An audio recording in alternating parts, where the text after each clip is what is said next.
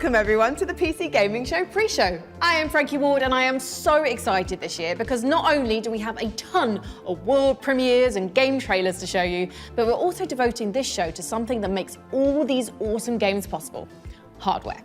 That's right. For the past decade, we've been bringing you exciting previews of the hottest upcoming PC games, and this year we're also doing our first ever deep dive into the glorious, sparkling PC hardware that makes them run. Throughout the pre-show, we'll be talking with expert guests about the latest in hardware innovations and trends. And as you can see from my overalls and the workshop I'm sat in, we're going to be rolling up our sleeves and building something very special during today's show too. And who knows, you might learn a little something new for the next time you build your own PC. But before we get into all that hardware, here's a different sort of hardware for you to check out. Take a look at what's coming up for wholesome shopkeeping sim, Trash Goblin. In this wholesome shopkeeping game, you're an orphaned goblin trying to start a business. But you're not doing it alone. Say hi to Eamon. They're an antique dealer and your self-appointed guardian/business partner. And this is Auntie Val. She's a dear friend of your late parents and your other guardian. They don't exactly see eye to eye. Eamon thinks of himself as an entrepreneur. Auntie says that's just fancy talk for criminal. You might wonder how much trouble you can get into with old furniture, but Eamon's got a knack for it. Alongside that whole situation, you've got a business to run, helping out colourful customers like Donovan and his peculiar nesting needs, or clumsy blacksmith Redwar, desperately trying to impress her new boss, or Mush Romeo and their extensive and frankly exhausting romantic adventures. But you're your own boss. Decorate, invest in your tools, expand your shop, travel a little, all at your own pace. The fate of the city can wait. Trash Goblin, out now. One goblin's trash is another goblin's treasure. That's a famous saying in the goblin community, along with goblins speak louder than words and don't put all your eggs in one goblin. Trash Goblin 1.0 is out right now. Next up, we're going to be talking about a couple of the biggest PC gaming innovations of the past few years. But to do that, we're going to need a little help from some expert witnesses.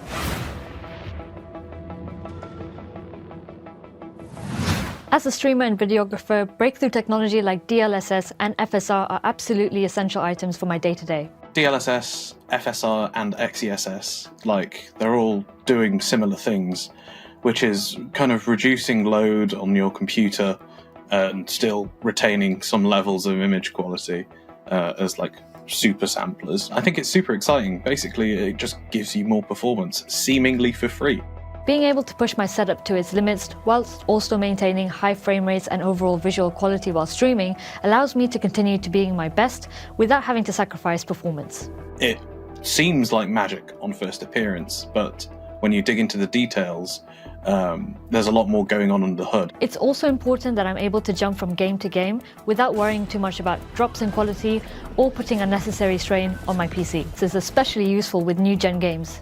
Whether I'm looking to dodge my opponent's crushing blow in Clair Obscur or ploughing through the hordes in Doom Eternal, it's reassuring to know that I've got the hardware side of things covered. With new-gen games coming out, like the Monster Hunter Wilds, they had support for frame generation, which is a part of DLSS. So you can render it in a smaller thing, use the super sampler, and then because that frame time is choppy, because it's demanding on a CPU, frame generation can help kind of smooth over those bits. It's given you more room to make your games run and look better while not increasing your performance impact. It allows you to get more out of your hardware.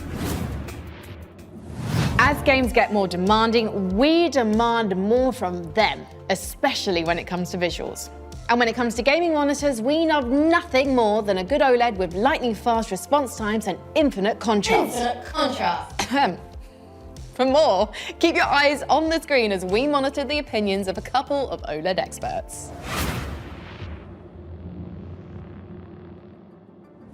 OLED really does feel like a quantum leap forward in terms of the image quality you can expect from a really high-end monitor.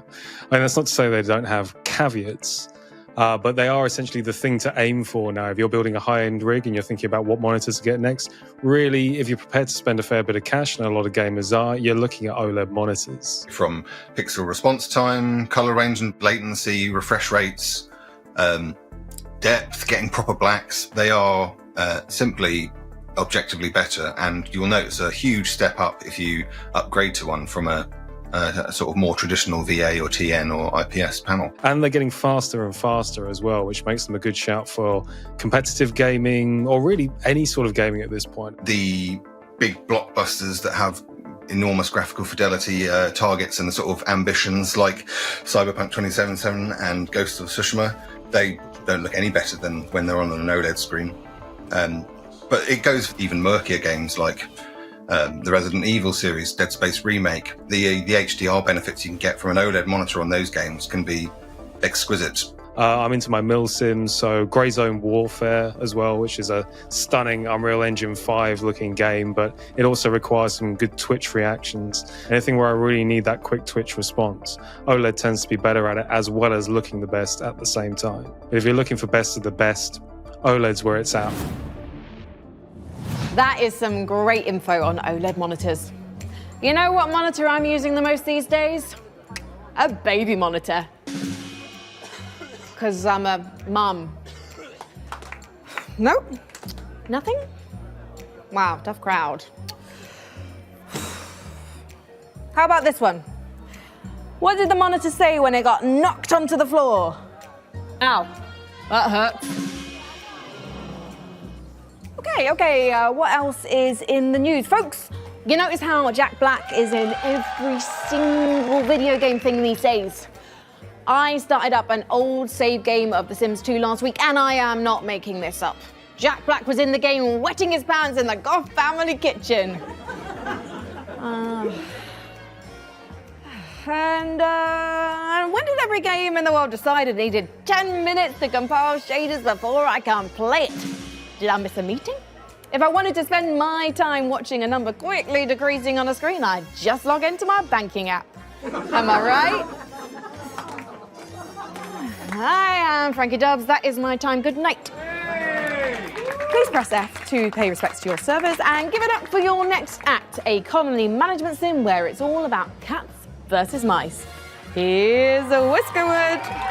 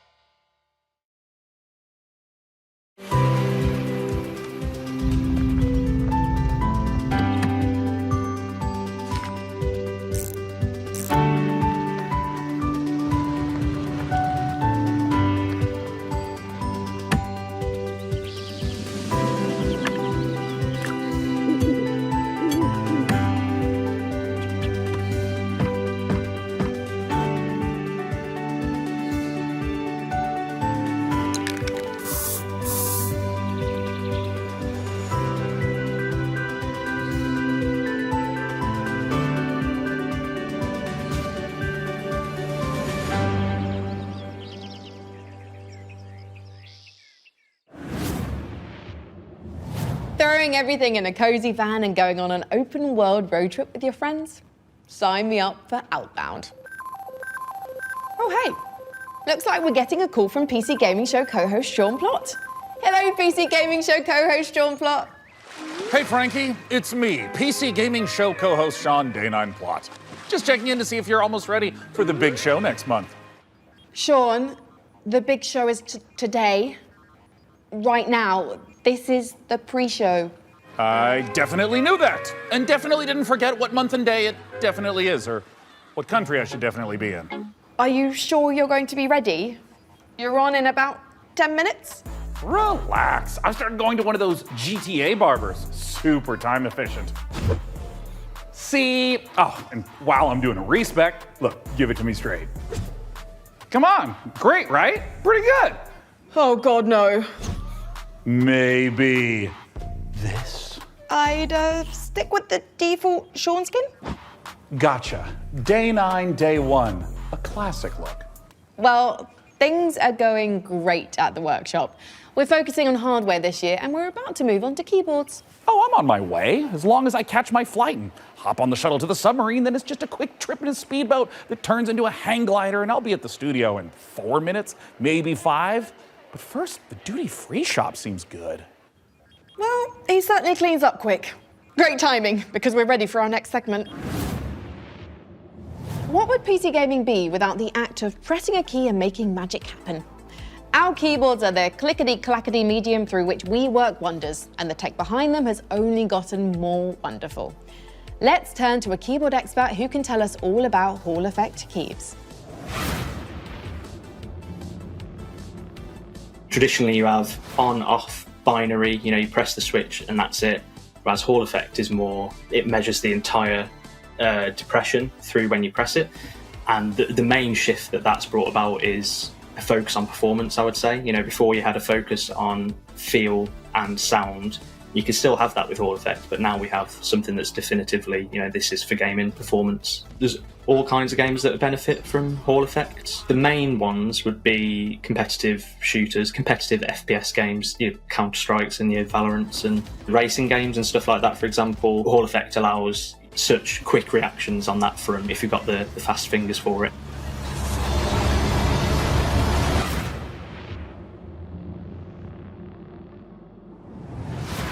Building your own PC for the first time, or even the 10th time, can be a little intimidating, but we're always here to help. Let's head over to our workshop's build centre to meet PC Gamer's managing editor of hardware, Jacob Ridley, and see what he's cooked up for us. Hello, Jacob. Oh, hi, Frankie. Great timing. I'm almost done with that special build you requested. It took a lot of work, but I think you're going to be happy with it, especially the particle cannons and plasma railgun. What? I'm here about a custom PC build. Are you sure? Let me check the work order. Jacob, please build me an awesome custom PC by June 8th. I'll also need you to build me a mech so I can rain fire and destruction down upon all my enemies on June 9th. But do the PC first. Thanks, JDog, TTYL, Frankie. Blimey, I got the dates mixed up, so you definitely don't need the mech today? Nope. Power it down. Okay. It sure does look cool, though. That giant mech right over there, just off camera. So expensive looking, isn't it? It's a real sight to behold. Anyway, don't worry about having not built the PC yet, because it just means we can build it together during the show, and then give it away to one lucky viewer. It's so fortuitous how my careless mistake worked out perfectly. Before we get started, though, why do you think gamers should build their own PCs? Well, there's lots of reasons. Cost is definitely one, because you can absolutely save money over pre-built computers by buying parts separately and putting them together yourself. PCs are also one of the few electronics in your life you can build at home. Do you know anyone who's built their own television? My Uncle Bertram did. He worked on it for weeks, but it just turned out to be a cardboard box with some angry bees in it. He called it BTV, and it stung us. It stung all of us. Exactly my point. We're also living in an age where we're losing the power to repair electronics ourselves. What happens when something goes wrong with your smartphone? You have to take it to someone to get it fixed, or more likely, have it replaced completely. If you built your own PC, not only will you become more knowledgeable about diagnosing problems, you'll have a better chance of being able to fix it yourself. Sound advice. Thank you, Jacob. But don't start shopping for parts for your own PC build just yet. You might be the lucky winner of the awesome custom PC Jacob and I are going to put together right here today on the PC Gaming Show. But first, we've got one more game to show you as we build our way to the end of our pre-show. If you're a fan of Unlikely Animal Friendship, something tells me you'll dig the new trailer for Cappy Castaway.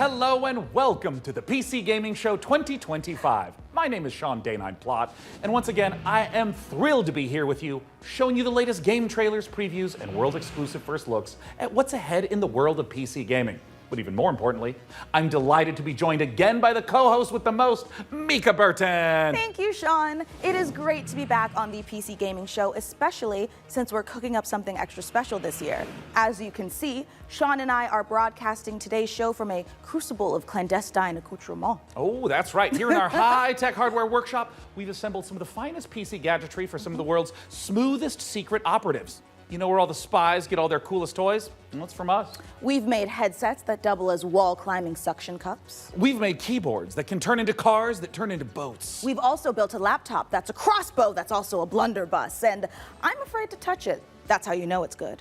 We made a gamer chair that turns completely invisible thanks to cloaking technology. Sean, the invisible chair never actually made it out of R&D. Well, that's what they want you to think. Regardless, we're in the process of using every ounce of our high-tech, top-secret, burn-after-reading black books engineering at our disposal to build what we call the Rig. Ooh. The Rig is a top-of-the-line AMD-powered gaming PC, and it could be yours. Because after we build it here today, we will be giving it away to one lucky viewer at the end of the show. But that'll happen a bit later. Right now, let's kick off the show the PC Gamer way with three world premieres.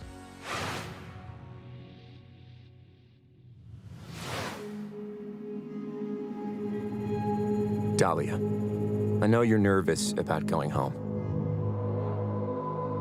but you're going to be fine. We don't know the state of the crisis.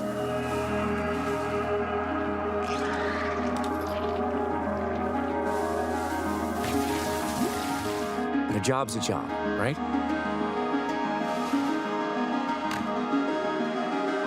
Get in, get out. Don't get sucked back in.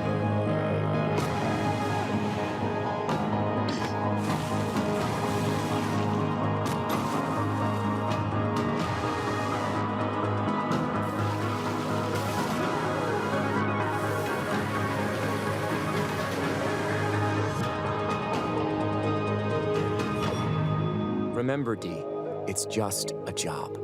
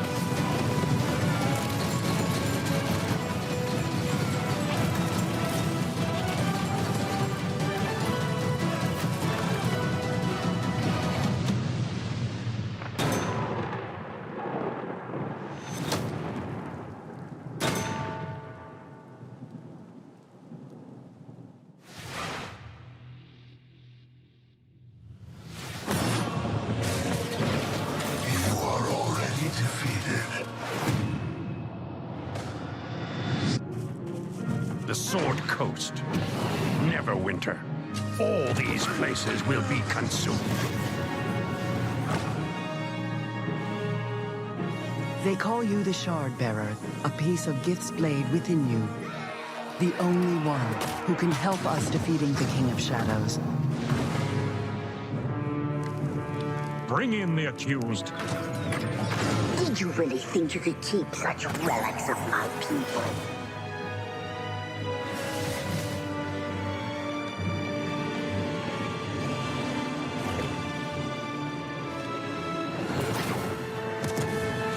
None shall stand against us. You cannot stop me.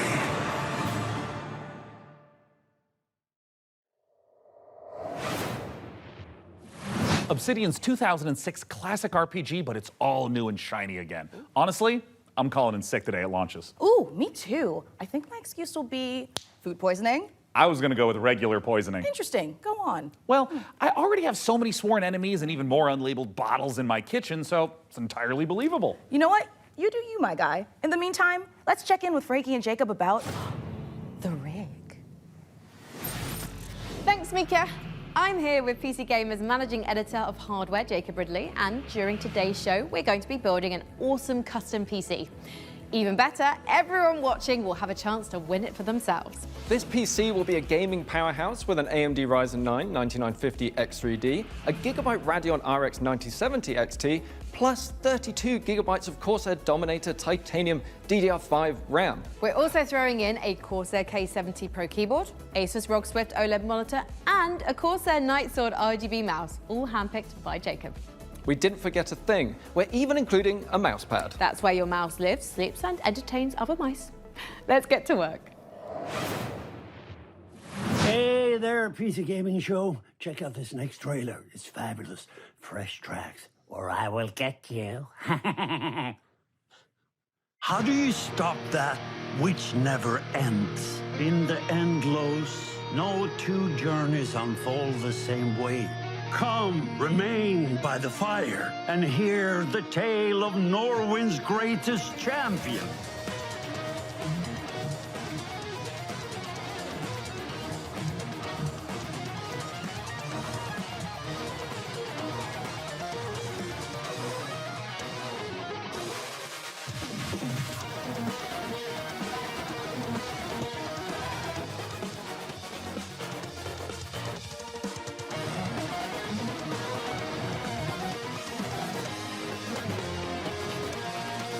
There's no one I would rather die alongside than you, my champion.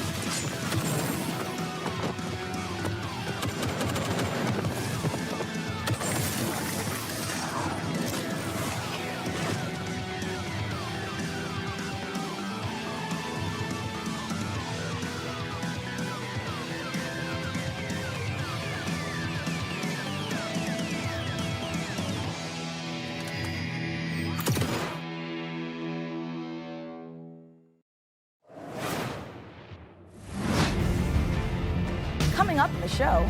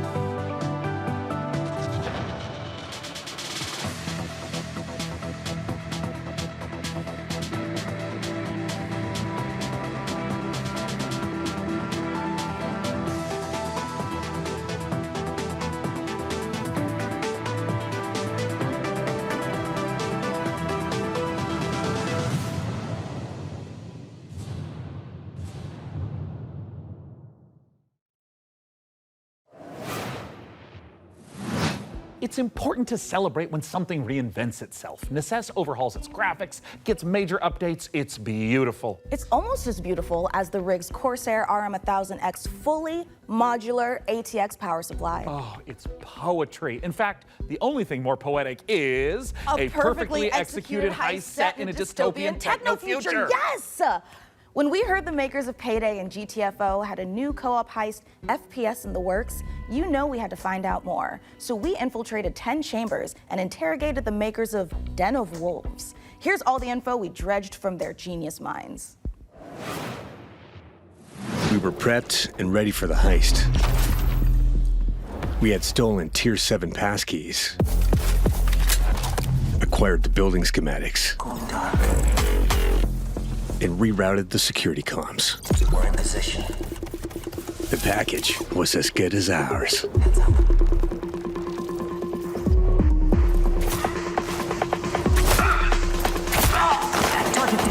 Every variable accounted for, but we fucked it up anyway.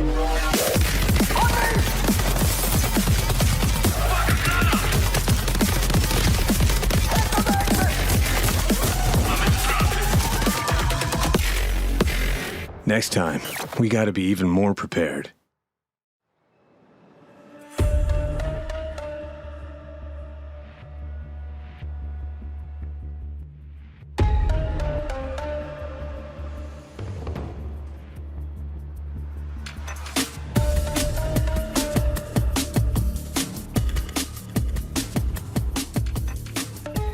Den of Wolves is a first-person shooter, four-player co-op heist game taking place in the future. We focus a lot on player agency, story, and keeping the player on their toes with some interesting elements that take you out of the brick-and-mortar world of Midway City, where the game takes place. It's a power fantasy, even though there's obviously tension as well with like stealth segments and stuff. But the identity of Den of Wolves primarily is balls to the wall. Den of Wolves is stepping back into our Payday roots. The big difference is, of course, the sci-fi area, where we can play around a lot with design. The freedom we have with this sci-fi space is a bit terrifying, actually, because you can go nuts, basically. We've actually told ourselves to not try to over-design stuff, but not limit us creativity. So designing the Midway City from the start, we knew we wanted big mega-structure buildings to actually place our levels within and be free of how big levels we want them to be. It's this very large city arising from the sea. You want to look out at the city and see, like, okay, so this is a living, breathing city and it works.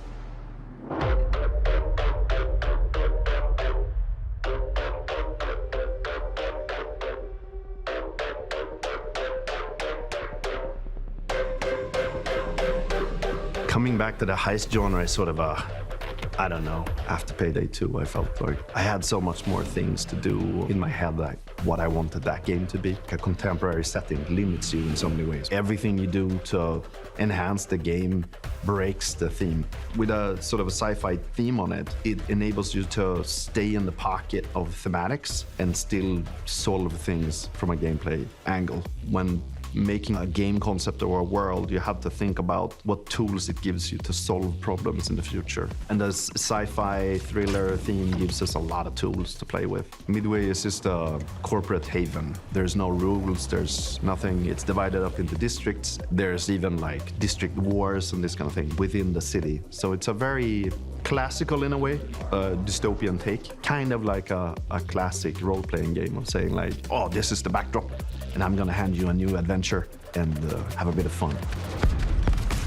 So there's something called dives in the game. It's basically a neural heist. In the middle of whatever you're doing in the normal mission, you can basically jump to this other place. Thematically, there's these architects that build these defense mechanisms that gets injected into people's minds, and then you're trying to break into one of those. The dives allows us to explore a little bit with visual art design and gameplay design. Just tracking down this specific person that you need to make a dive into to extract information. We don't need a bank vault for that. It could be a suburban, gritty area, or it can be a very high-end luxury apartment of some sort. The dives provide change of pace and change of intensity in the gameplay and change of scenery, and it could be a nightmarish sort of abstract thing. Imagine trying to navigate a forest or something like this. But it could also be a Japanese temple or fortress in the Swiss Alps. We could just mix a lot of different stuff together because it's this very abstract place. And also with gameplay, we could go from a shooter to a platformer to a horror theme. Or we can have sort of parkour experimentation where you can run on walls. We make the rules for what the dives are and what they can be.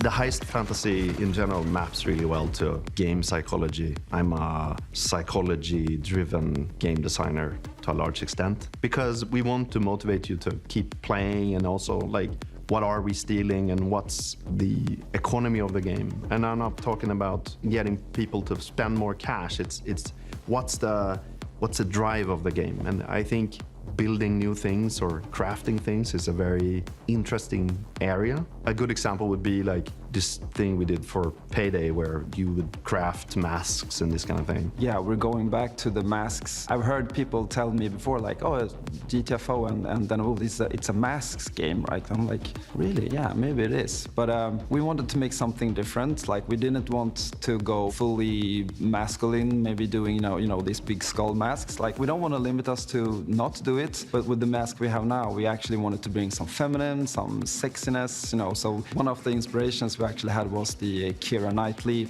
pout that she has. And there's also like these Japanese theater demon masks with Hannibal Lecter type of style. So as in the dives, you know, we could basically make anything. The masks are this expression to allow them to expand the world inside of themselves. So finding designs where they don't really know where to put it, in what categories, we try to hit kind of a sweet spot there.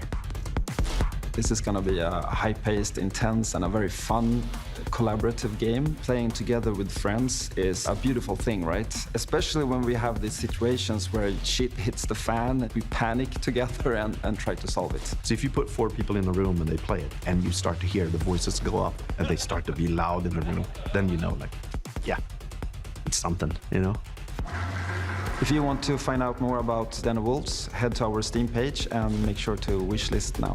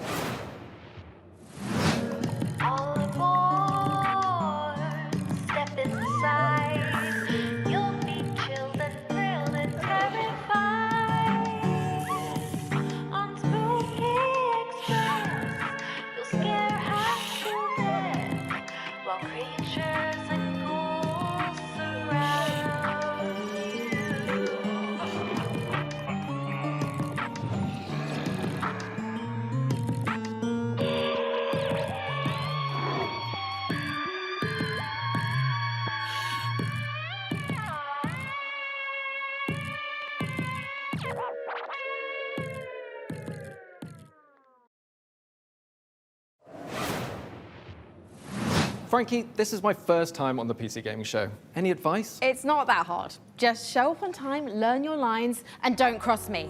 Don't you ever cross me, Ridley. I will destroy you. Also, tea with honey is great for a scratchy throat after a long day on set. Okay. Want to rehearse the next scene? It's that silly one where I'm trying to detangle a bunch of headphone cables and you learn the folly of crossing Frankie Ward. I have powerful friends and a long reach. Or you could tell us about the next part you're going to install. Yep, let's do that, please. Right, the X870E Aorus Master has a few special features to make PC building easier. My favorite is this tool-free SSD slot. Press a button and the heatsink comes away. Then push down on the latch to install your SSD. No screw required, which means no more crawling on the floor looking for said screw when you inevitably drop it. Then there's this Wi-Fi antenna. This combines standard 2 Wi-Fi connections into one easy-to-install or remove connector. No need to screw anything in.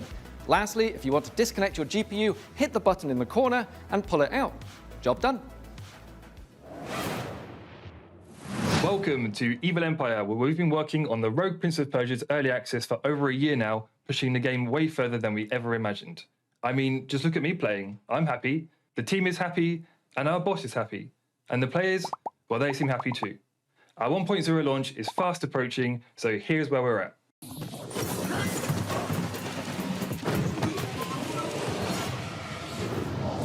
Death shuns you, Prince. Use this gift and right your wrongs.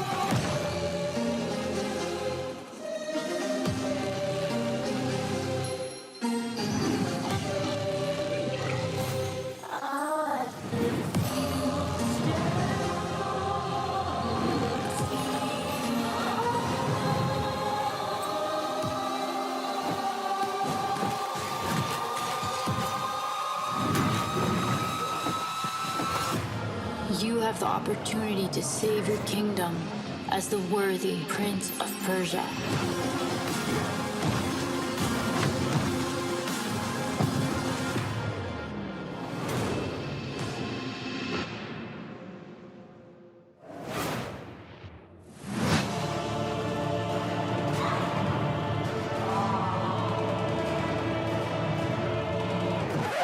Yep, that's me. You're probably wondering how I ended up in this situation. We were the conductors of the train, tirelessly serving our passengers with kindness and respect. Excuse me, this is a conductor-only residence. Please back away from the door. Hey, what's up? Yes, get motherfucking ready! Listen up, scumbags. You rats will never get me out of this control room. You understand me? Never. Car key. Bro, let's just flush him out. I'm tired. Good. Run! Move, move, move. Hull compromised. Please evacuate the train. Those ungrateful mother... Bro, we can literally intercept the conductor, steal all his shit, and extract. Let's go, go, go, go, go!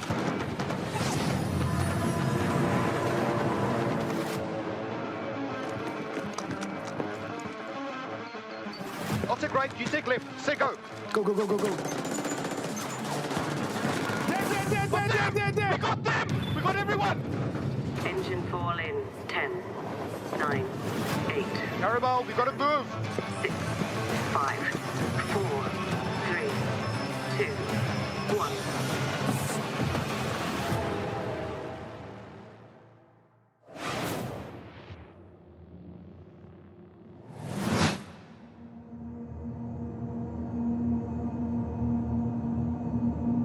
eFrontier's Founder Access is the first public step in creating a visionary sci-fi survival experience. You start your journey alone, a tiny blip in a seemingly endless universe. As you struggle to gain a foothold in this hostile world, You can build rudimentary structures, improved ships, components, and more. You'll begin to discover details about the universe and the ancient civilizations whose remnants still roam the skies. Everything requires fuel to operate, and good resource management is crucial to survival. The most potent source of fuel, crude, is necessary to build formidable ships, advanced structures, and even stargates, reconnecting the vast universe. Smart structures are highly customizable and open the possibility for emergent gameplay only bound by your creativity. Founders have already created custom tournaments, specialized trading hubs, advanced security systems, and more. Are you ready to lose yourself on the frontier?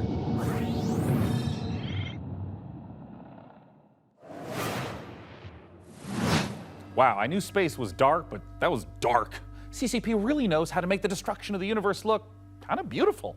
I'm honestly looking forward to being ambushed in the depths of space in EVE Frontier. But if you're like me and the thought of being caught off guard is a no-no, just head over to the PC Gaming Show Steam page and you'll find every single game we're showing today in one convenient spot ready to be wishlisted. So no scary surprises. Absolutely. And now here's a look at some of the great games from puzzle publisher Astrological.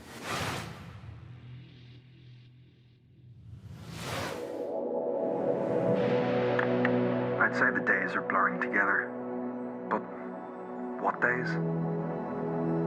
As for the isolation, I'm an introvert. It suits me.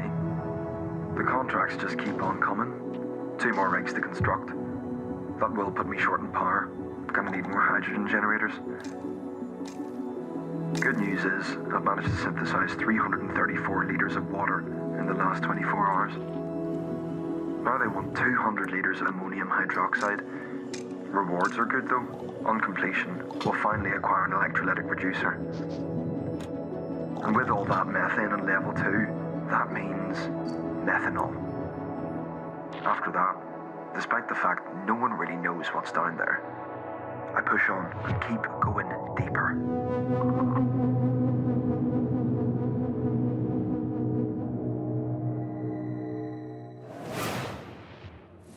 Welcome to Matsuzawa Manufacturing Factory Number 1.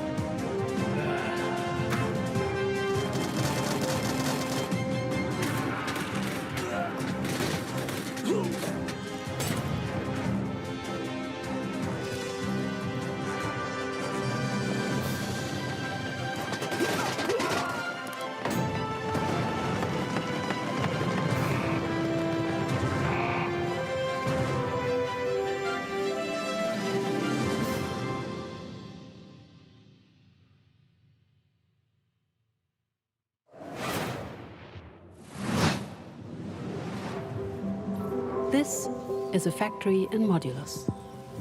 Here, we're producing blue cores. Let's see how we got here. This facility was built out of these 3 modules, which were joined, stamped, and dyed with pigment. Produced here, in our blue pigment refinery, which was constructed from these modules, made by combining these modules, cut from cubes, which were melted from polyrock, extracted here.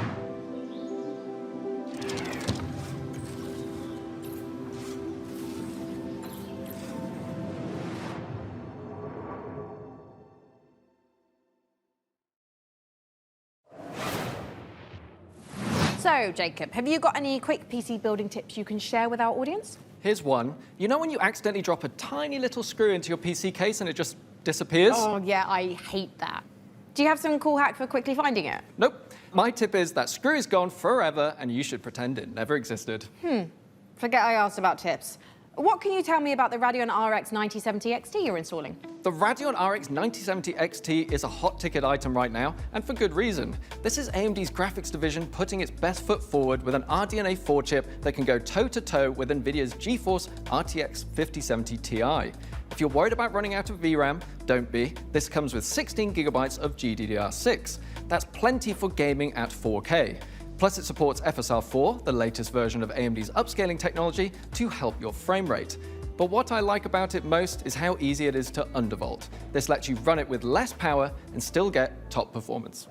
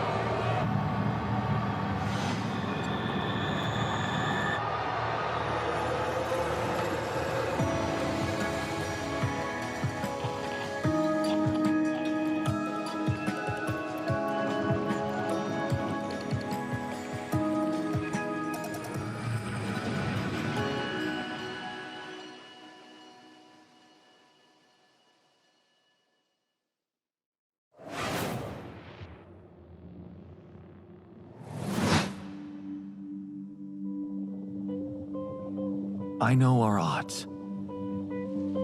Maybe it's time to consider the easy way out. Give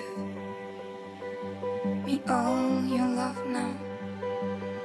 'Cause for all we know, we might be dead by tomorrow.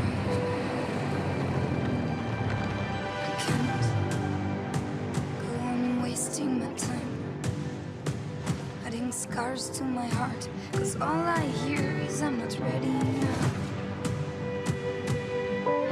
You were always one of us. From day one.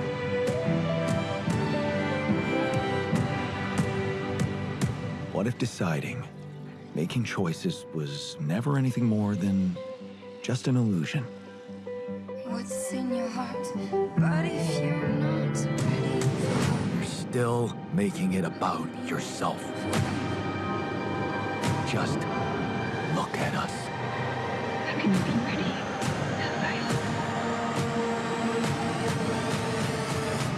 I just wanted to find a way out. 'Cause soon enough we'll die. 'Cause soon enough we'll die. 'Cause soon enough we'll die. This is Pathfinder, Abomination Vaults. A hack-and-slash dungeon crawl where up to 4 players battle through a single massive labyrinth filled to the brim with monsters, treasure, and secrets. Customize each hero between 3 paths inspired by 2nd edition Pathfinder, or mix and match to craft the perfect hybrid. Whether adventuring solo or with friends, switch between the party's heroes on the fly to unleash almighty combo attacks to annihilate the forces of darkness. Deep below the surface, the dark sorceress Belcora Haruvex gathers her power. Are you foolhardy enough to delve into the shadowy depths of the Abomination Vaults?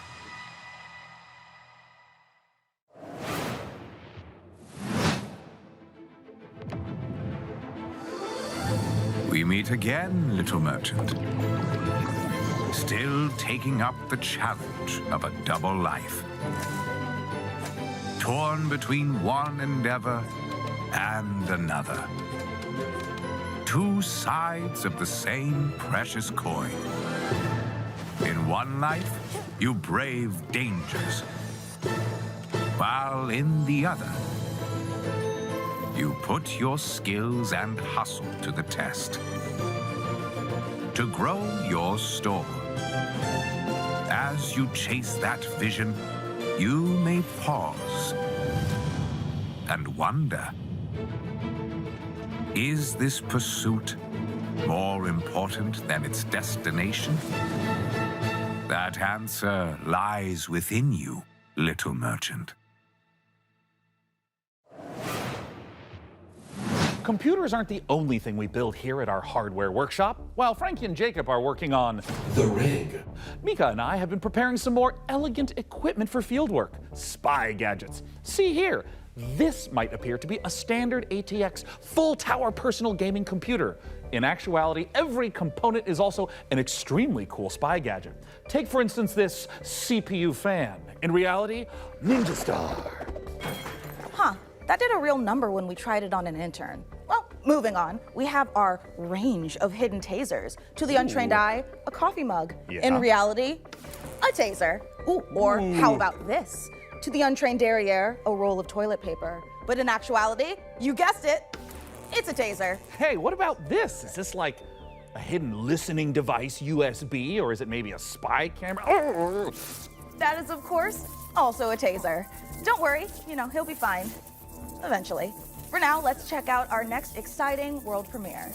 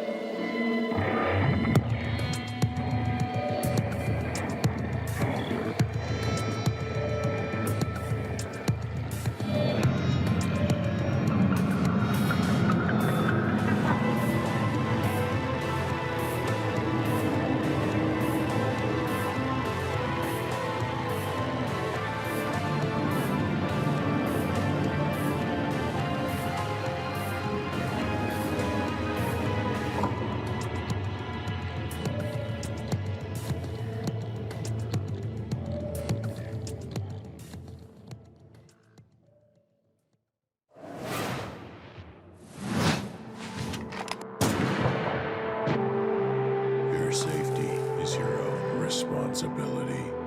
Sharing a roof with someone, make sure they're humans. Check their eyes and teeth. An overlooked visitor will kill you.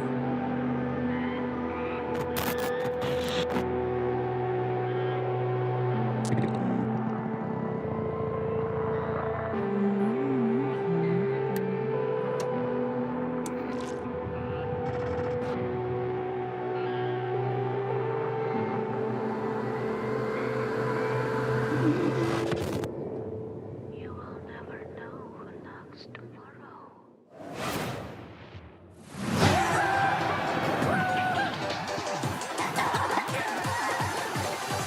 Hi, I'm Oscar, a solo developer, and this is my game, Botsu. It's an online multiplayer game where you control a ragdoll robot and compete in some very silly physics-based competitions.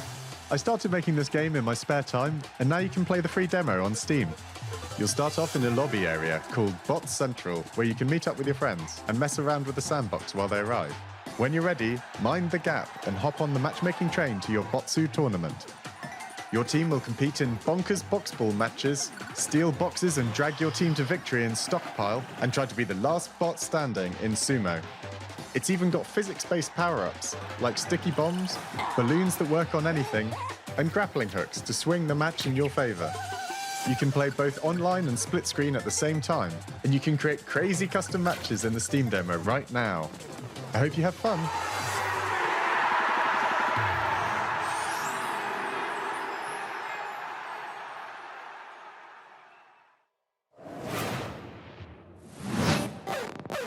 Spotlight, hot nights, glow red at the stoplight.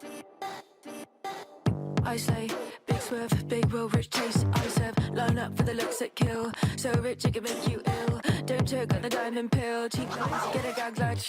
Bow down to the golden strand. Get in line, I'm in high demand. Come close, yeah, I'll use what I can when I can. I will rate with a 1 to a 10. I will call if I want it again. Coming up in the show,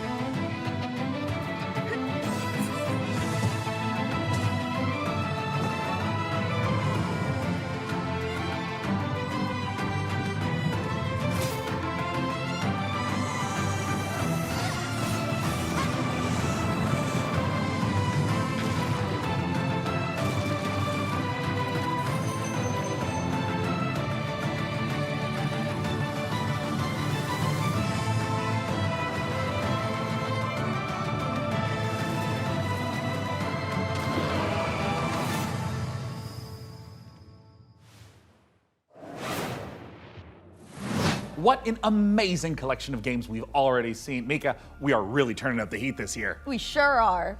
Mica, what is that? Oh, it's thermal paste. Oh, wait, let me guess. It doubles as like a plastic explosive, or maybe it's a potent tranquilizing gas, or is that just like another taser? No, it's literally just thermal paste. You know, it transfers the heat from your CPU to your heat sinks to avoid overheating. Oh. Plus, it is an amazing cookie filler. It's like forbidden icing. Mica, you can't eat thermal paste. Of course you can, especially not with milk. Okay, let's check in on that build again. Can we put it in the computer? Absolutely not, but I'm certainly going to try. Before we get ahead of ourselves, what kind of CPU is this puppy working with? It's with no small amount of envy that I say this. We're equipping the rig with an AMD Ryzen 9 9950 X3D processor. Put simply, this is the fastest 16-core consumer CPU money can buy. It combines the best parts of every processor ever made. The power of a 16-core monster for tough jobs, check. The gaming chops of second-gen AMD 3D V-Cache tech, check. This beast can work as hard as it plays, and it plays in a completely different league. It's the best processor in the world for gamers and creators, for gaming and for everything else. It's a beauty. If I wasn't putting it in the rig, I'd be tempted to walk out of here with it myself. Phenomenal. Peak PC gaming, courtesy of PC Gamer and AMD. Indeed. So, Plasma Globe? Plasma Globe. Looks like things are coming along perfectly with the rig. Which is perfect because right now we've got another exciting world premiere to show you from our friends at Fail Better Games.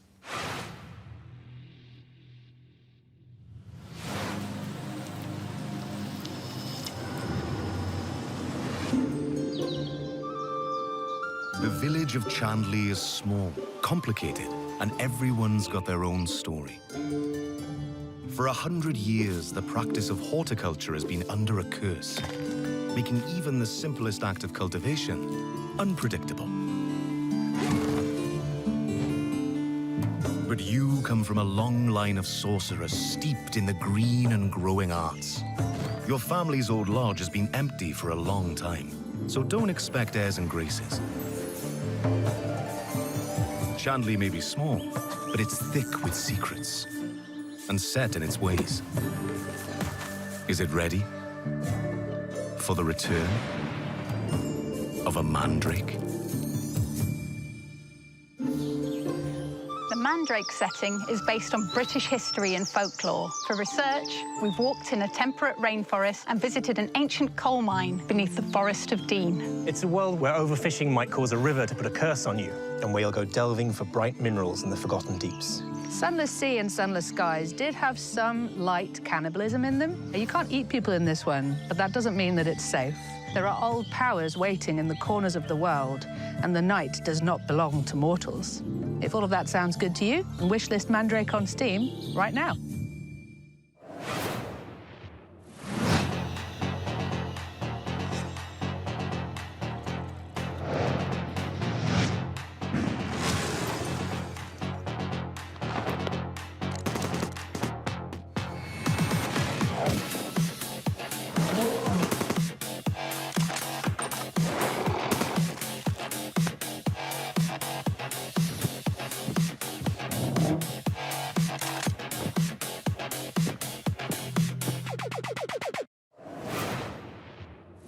A week in the life of a demon school student in under a minute. Starting now.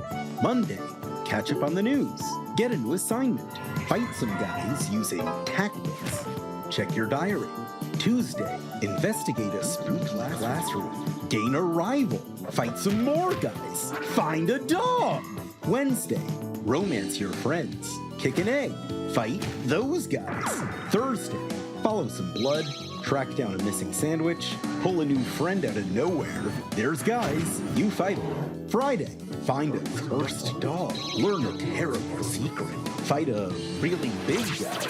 The weekend, sing karaoke, race beetles, rent some tapes, and generally just relax.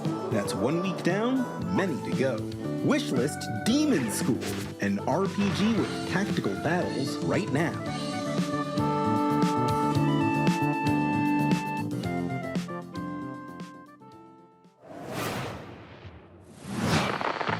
Congratulations on your assignment. You have been selected to oversee a caretaker deployment in Sector 43A. This video will introduce you to your unit and its sacred directive, the preservation and propagation of the human species.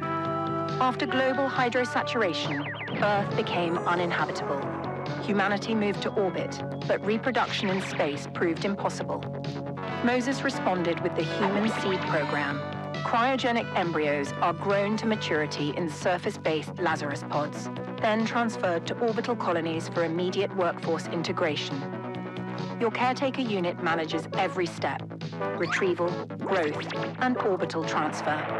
Caretakers maintain surface facilities, build autonomous power systems, and adapt to any anomaly, from environmental failure to unauthorized presence.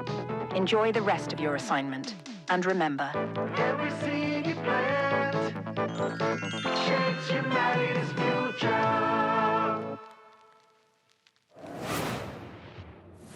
you're the only one who can safeguard the future of humanity in The Last Caretaker. So, you know, no pressure or anything. Hey, Sean, what was that? I am so sorry. I may have eaten a light snack that just didn't really agree with me. Wait a second, did you get into my thermal paste stash again? I prefer the term computer hummus. No, that's definitely a train, which means we are right on track for our next world premiere. Sean, no! Put it down.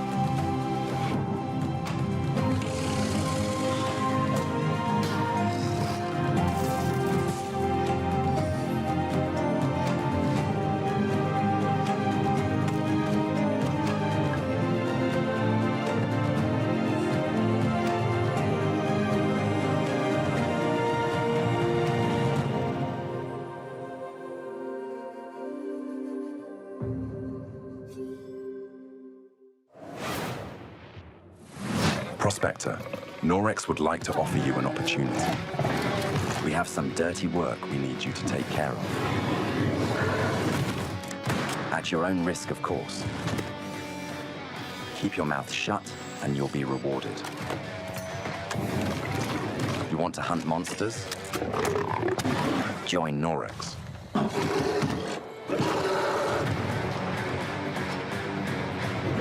And don't ask questions.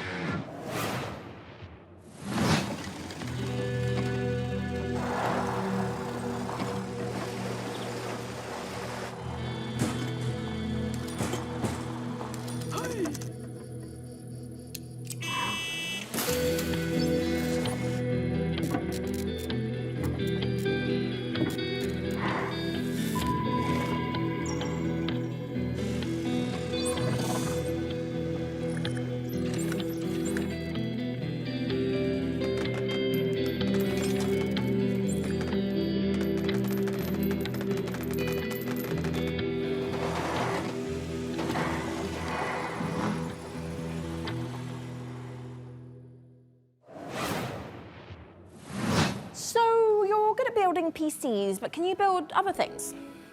Like a car? No, Frankie. I can't build a car. What about like a winching system to pull something heavy out of, for example, a lake?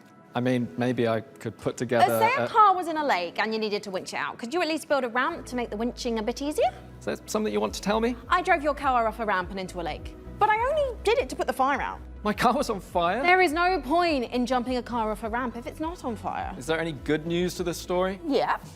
Just check out this ramp. You should install these before you start shopping for a new car. Oh, that's the Corsair Dominator Titanium DDR5. This kit is perfect for building an all AMD Ryzen build at 6,000 megatransfers a second and with low latency. However, we've also stuffed something special here, a light enhancement kit. That's a pair of dummy sticks that look the part but don't actually contain any memory chips. This is a great solution for an AMD build, as it means you can stick to the more reliable slots on the motherboard 2 and 4 while looking the part. It also pairs nicely with our Haven 420 case, which offers thermal optimization through its central GPU airflow that sits within a dual-chamber design. That sounds like the perfect hardware combo for anyone looking to frag draw cards, explore endless dungeons, or simply stream with friends. But while you're out there updating your part picker list, why not check out this exciting upcoming game?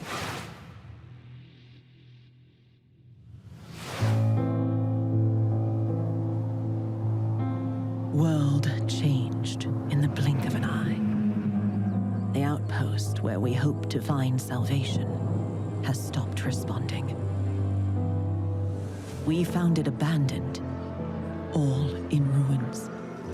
Now we have to find out what happened and rebuild what's left.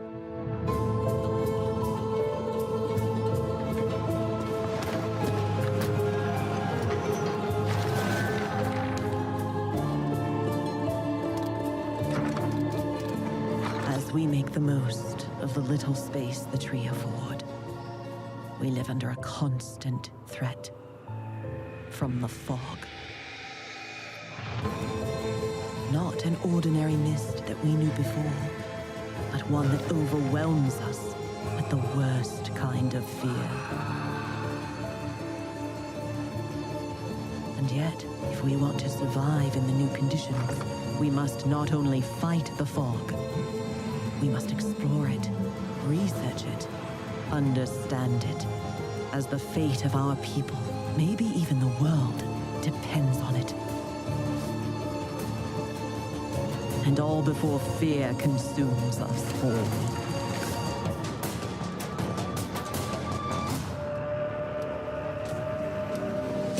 The tree provides. The tree protects. The tree prevails.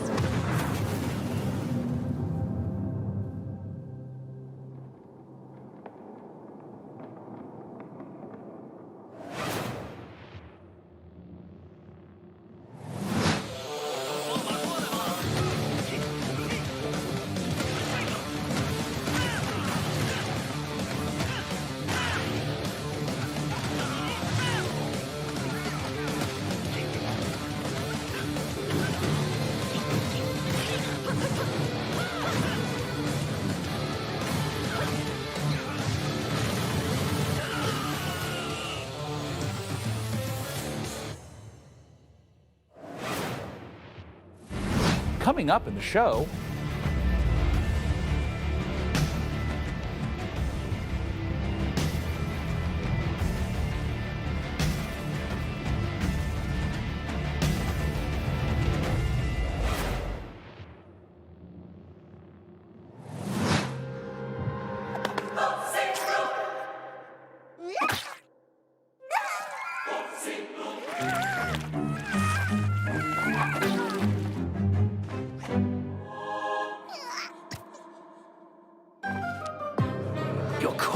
waiting for prophets to lead them. Convert the feeble-minded. Learn the occult. Spread the mighty one's influence. Find power in the god of your choice to bring the unseen depths to the mortal world. Now go. Vanquish the opposition.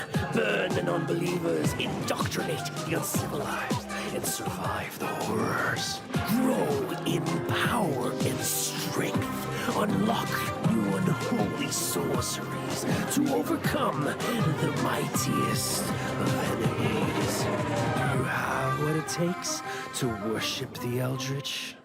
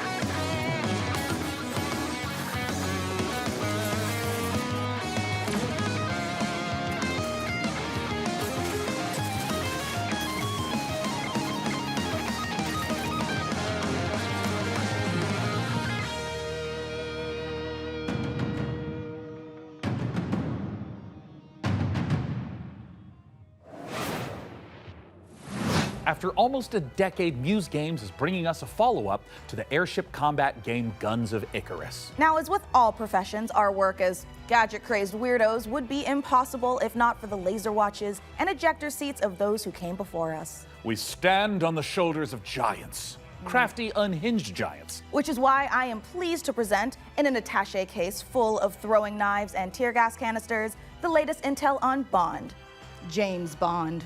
So we sent our secret agents to see what's happening at IO Interactive.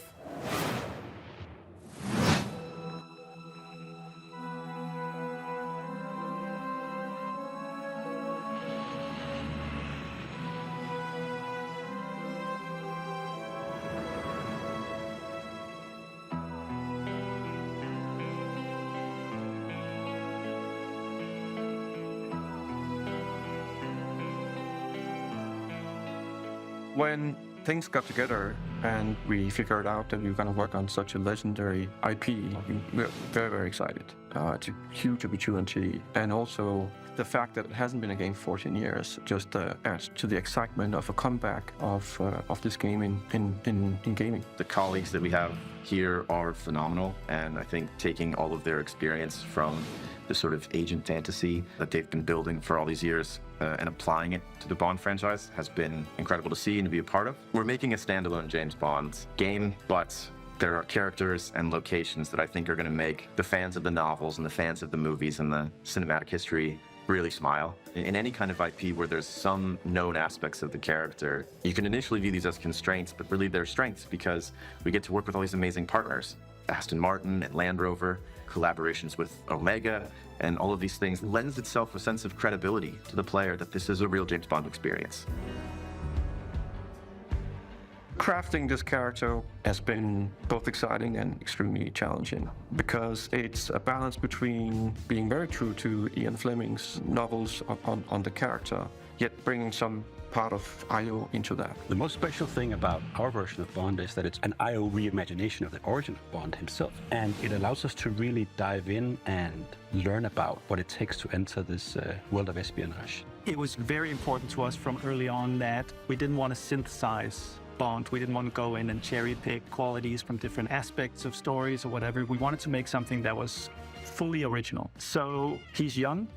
He's someone who doesn't yet know all the things we know about James Bond. He has all the core qualities. So he is irreverent. He's inherently charming. He's funny, but he's not yet cold. He's not callous. He's a more energetic. He has that impatience of youth built into him. Somewhere in between a naive, not yet worn down, principled young man, and then that journey onto this hard-hitting, colder guy that we might recognize. That space there was really inspiring to us. He is very true to his North Star and his values.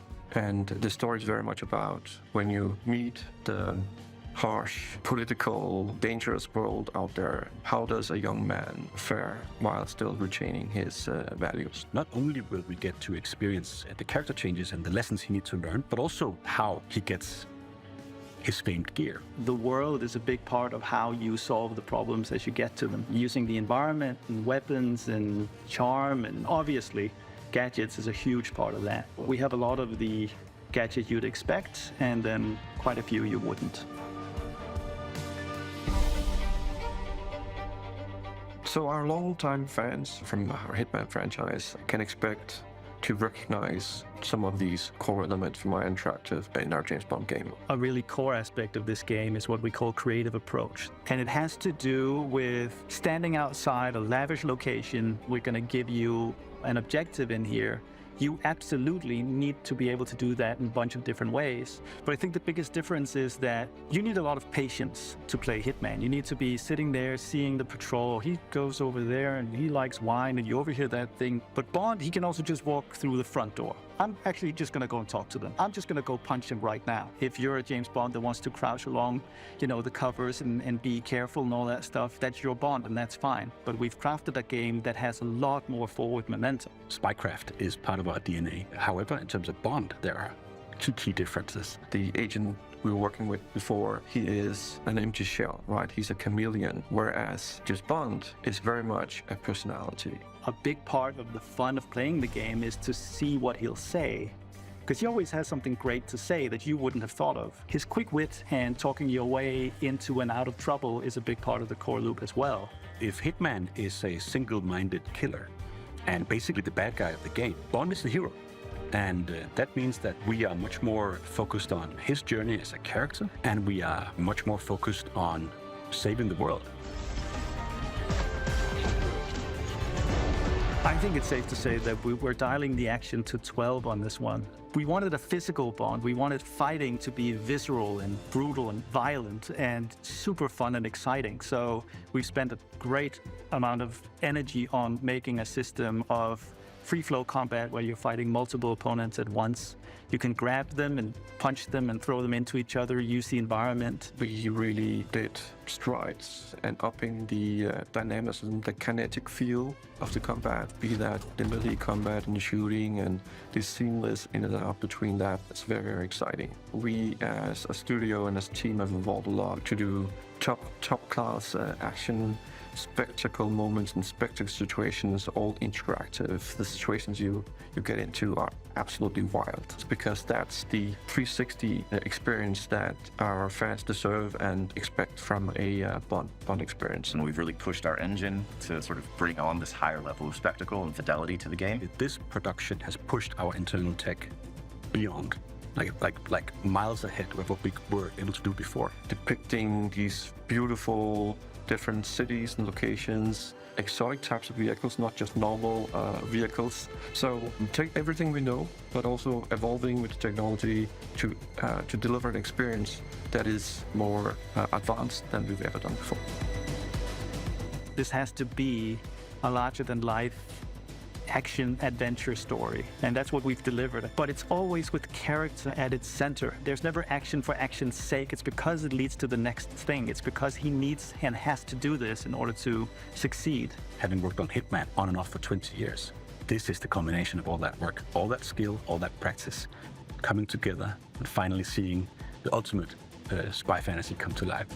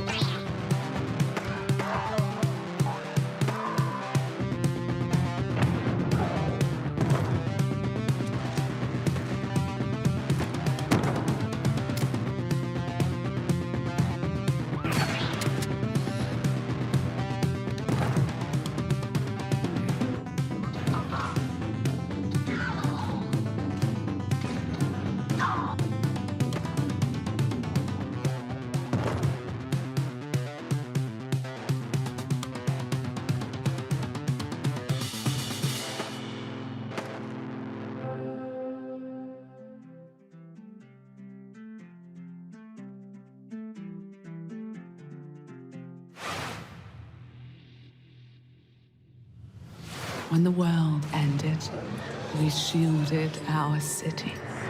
Safe but trapped, we endured. Until now, until you, time traveler, only you can shatter our chains, guide our armies, defend our kingdom, propel the evil hordes. Rebuild what the enemy shattered and restore the might of our city. The lands of Bastion still whisper secrets. Relics of power waiting to be claimed. Together, you are legions. Not even the hordes of the Unraveler shall halt your advance. Your strength will never cease to grow. Once banished, you will break us free.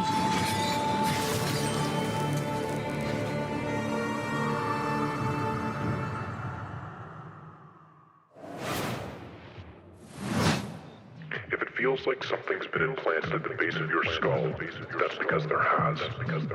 It's in your best interest to listen to me.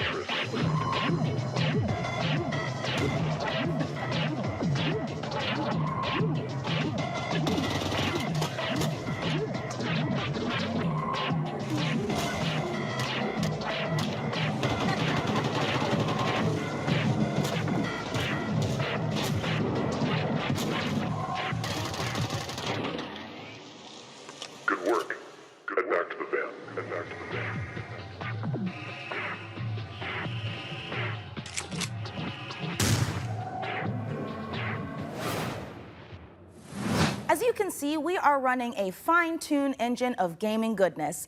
Oh, speaking of, Sean, what's going on with the rig? Let's find out. Frankie, Jacob, status report? We're doing great down here. Jacob is about to fill us in on what we're installing next. I'm just wiring up everything with our Gigabyte Aorus X870E motherboard. It's got a suite of features for reliable overclocking and memory performance, and its built-in thermal armor and heat sinks will keep our Ryzen X3D rig running great without running hot. And of course, our GPU, a Gigabyte Radeon RX 9070 XT with RDNA 4 architecture, and 3rd gen AMD ray tracing tech for competitive 4K performance. Awesome. And for those of you who want to speed up your own PC build, I've got a technique I always use.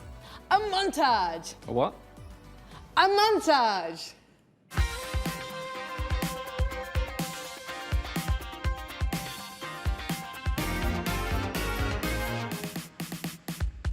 Oh, a montage. Right. Great idea, Frankie. Freeze frame high five? Freeze frame what? Not gonna lie, I'm starting to get a little bit worried about the rig booting, but oh, perfect. In the meantime, here's some new tech for you, or should I say, some new Terra tech.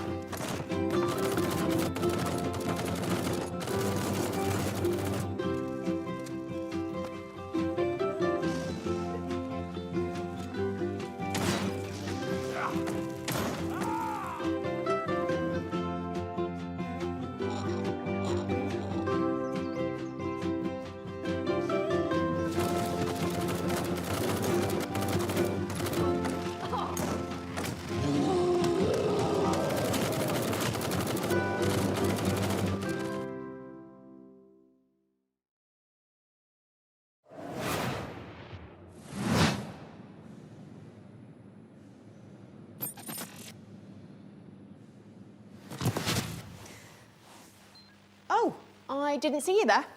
Don't mind me, I have got a special friend stopping by, but don't tell the folks upstairs. It's a surprise, you see. When you see them, just let them know that they can add any of today's exciting games to their wish list.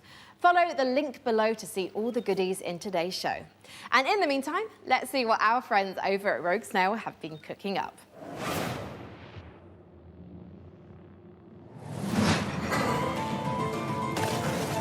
Meu Deus. Perdoe essa pobre coitada, que de joelhos rezou bocado, pedindo pra chuva cair sem parar.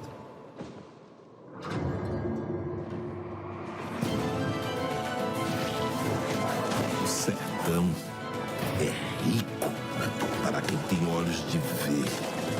Não é lugar para vocês.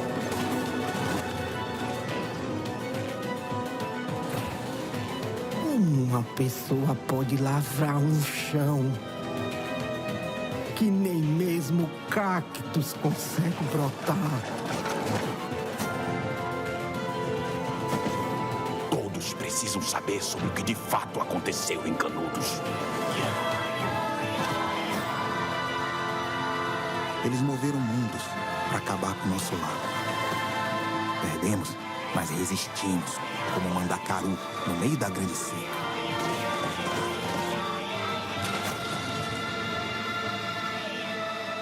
Eles vão nos massacrar novamente, Pajinho. Eles vão nos massacrar. Um a um.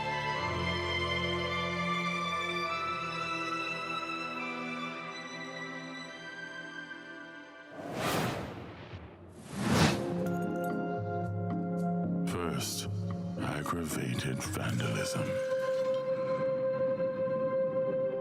Then theft.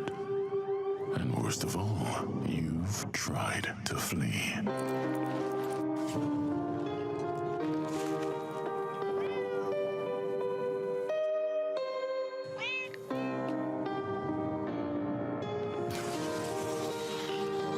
And it pains me deeply.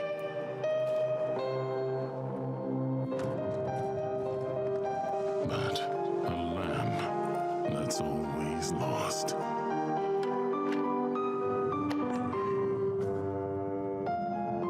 Has to be gold.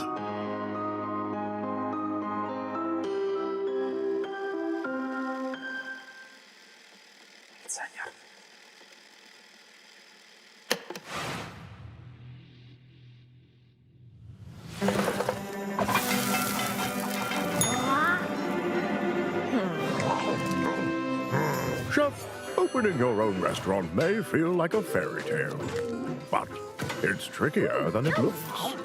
Customers curse you. The hordes line up at the door. Elder gods are summoned.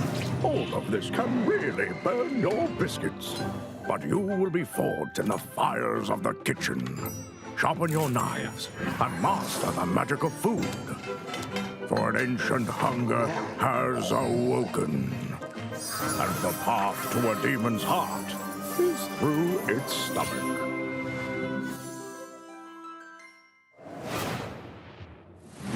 Hey, let's check in on how things are progressing with the rig. And make sure there aren't any saboteurs in the mix. Hey, Mica, how are the kids looking down there? Well, it's not looking great. They're hooking up a... Oh my God, they're hooking up the PC to a printer. No, a printer, it's too dangerous. I know. told them the rig is way too valuable to be anywhere near a printer. I know. We have to stop them. No. It's too late because they're downloading a driver. Oh, Wait. God, why? Maybe it's an okay. Jacob looks like he's laughing. Oh, no, he's sobbing. Oh, no. And now he's cursing God. Yeah. Why, you maniacs? Why? Damn you, printers. Haven't you taken enough from us? Well, while our team does some troubleshooting, let's take back the post-apocalypse from hordes of mutants in co-op roguelite Guntouchables. If you're watching this tape, it means the world has ended. Welcome to Gun Touchables. It's not a game, it's a state of mind. It's about having such a cool gun, you're untouchable. That's why they call it Gun Touchables. Collect crates in the wasteland to help you kick more ass. But your enemies are getting upgraded too, and that's where things heat up. So get ready to blow stuff up, and smack stuff with a shovel, and shred stuff with a bone saw, and snipe stuff. Survival is about sticking together. It's about getting badass guns and even more badasser upgrades. It's about killing whatever this thing is. Because here in the apocalypse, you're up against a million maniacal mutants that want nothing more than to pound you into hamburger meat. There's only one way to survive, and that's to become Gun Touchable. Coming to early access on June 17th.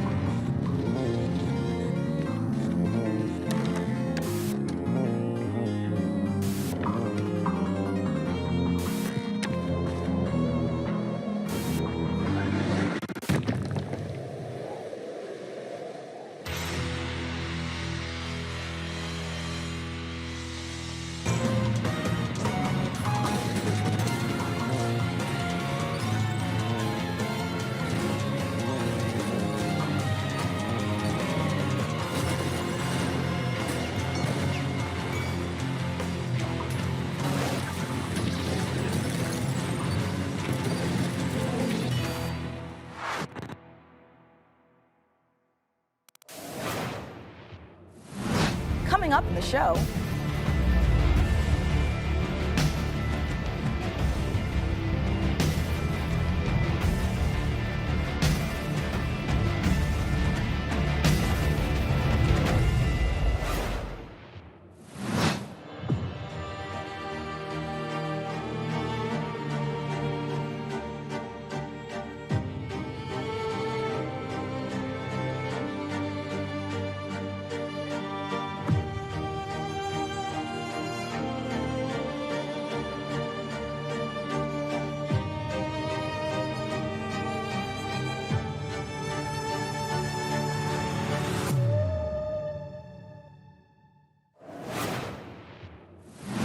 And this is the Superhero Dispatch Network.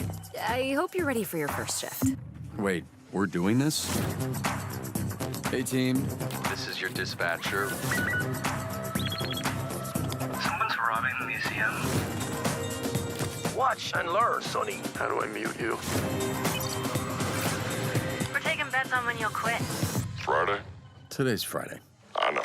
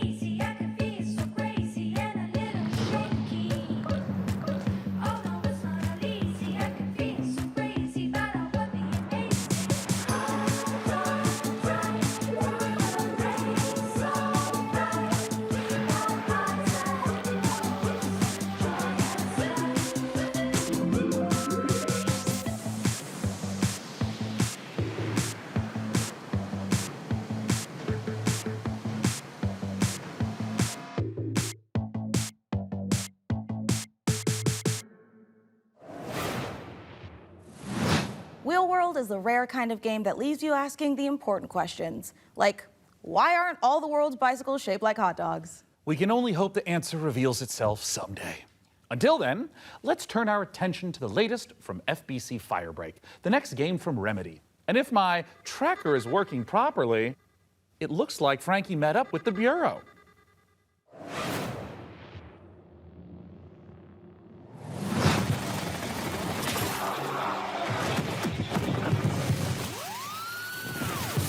6 years now since we've been locked in with the hiss.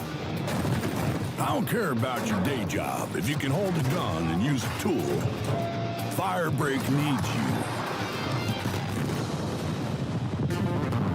I'll be frank with you, this ain't an easy shift. But at least you won't be alone. Your fellow Firebreakers will have your back. Fighting together, fixing together, and hell, even showering together. If you can stand your ground and stick together, it'll be more than enough to survive.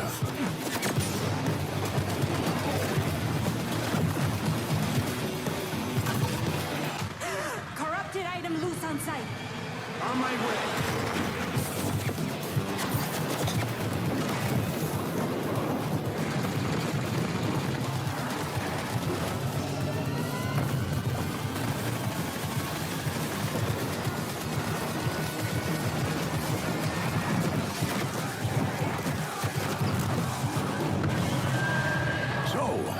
That's the job. Sounds simple enough. Good. I've got a liability waiver here with your name on it. That trailer was absolutely epic, delivered on all fronts, but it did take me back to my student days. It might have been the post-it notes, the traffic lights, and the slight feeling of regret in the shower. What have we signed up to? Mike Kayata, you're the game director of FBC Firebreak from Remedy Games. Thank you so much for joining us. What have we signed up to here?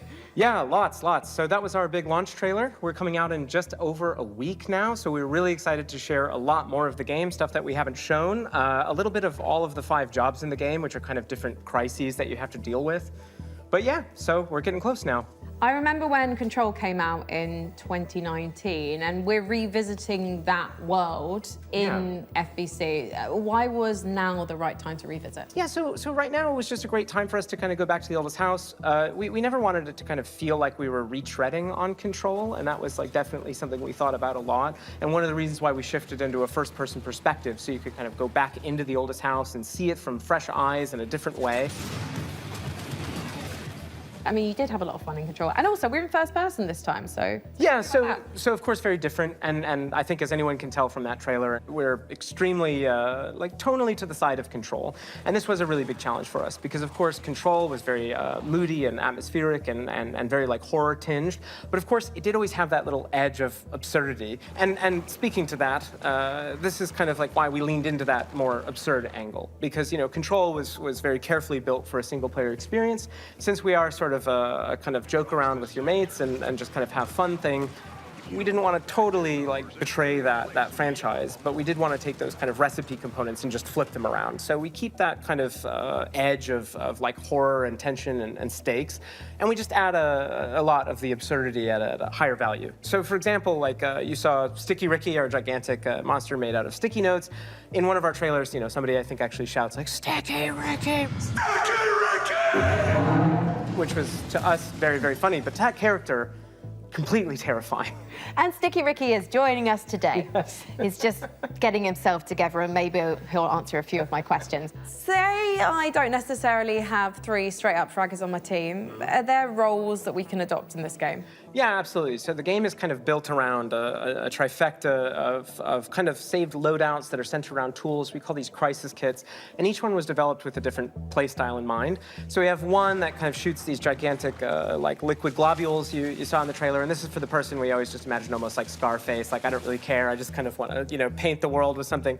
And then we have another one, which is a tool that kind of looks like a pogo stick mixed with a defibrillator, and you might be surprised, but we always have this as a precision and tactical instrument, just because you can kind of relocate yourself and move around easily.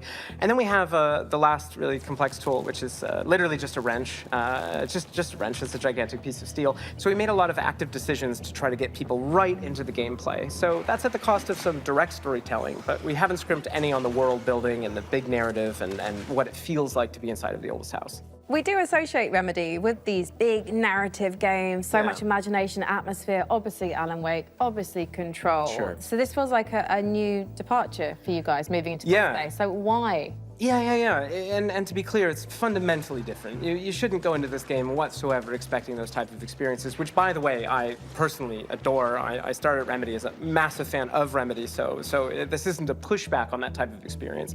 But the thing is that we, as soon as we started making more than one game at the same time, we just wanted to say, hey, is there a way to kind of like open the doors? If you are a huge Control head and you know all of the lore and you really love it, and you can't convince your friends to try this game out, we wanted to give that kind of step in. So even though it's not really what Remedy is today, I do hope that a little over a week from now, it will be part of what Remedy is in the future. So, Mike, as an online cooperative shooter, what does this game look like in, say, a year's time? Yeah, that's a great question, especially because, the online space, I think a lot of people treat it very differently. One of the big things that we're about is avoiding kind of like FOMO, like engagement. You don't need to check in every day. We're not going to kind of add a timed battle pass. So if you come in on day one and you come back to us a year from now, all you're going to see is all the great stuff that we add. And speaking of that, already in this year, we're going to add 2 more jobs. That adds to the other 5 game modes that we ship with, already growing it by about 40% by the end of the year. We've got additional endgame systems and lots of plans. I'm just pitching it's a stapler, like opened out, and it just... Okay, I have news for you. There is a stapler in the game. I'm a genius. So in the game, actually in that trailer, you probably saw that big traffic light. That's actually called the red light. It's an altered item you may have seen in Control. It's now corrupted by the hiss, and in certain settings, it can show up and kind of hit you with a big red light. You're not allowed to move until it gives you a green light.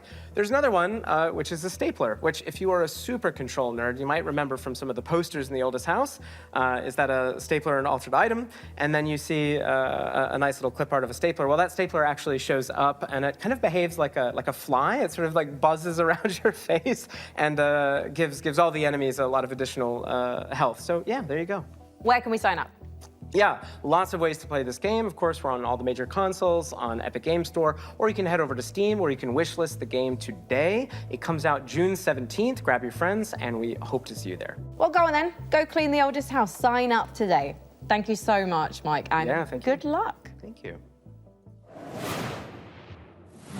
The FBC. Lovely bunch over there for, as long as they last. Hey, didn't we cook up a few trinkets for FBC personnel at some point? I mean, we offered, but spy gadgets just don't hit the same way when you spend your whole day working with evil typewriters and turn your bones backwards. Yeah, that's a fair point. Well, up next, if you've been looking for the perfect excuse to wear a toga, and who hasn't, here's a look at Ubisoft's next entry in the long-running strategy city builder, Anno 117, Pax Romana.